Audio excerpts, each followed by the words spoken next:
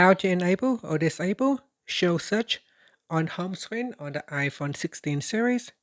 First, let's go back to the home screen by swiping up at the bottom of the screen.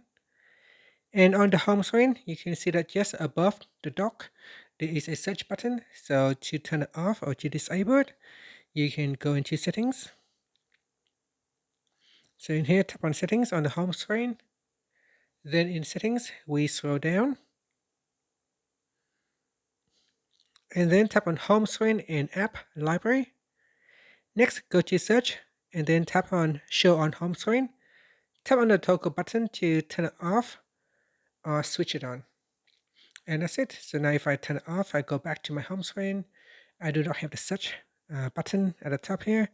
Instead, I have all this small navigation icon that's showing me how many home screen page that I have. And if I go into settings and turn it on, then it will replace the many little dots with the search button. And that's it. Thank you for watching this video. Please like and subscribe to my channel for more videos.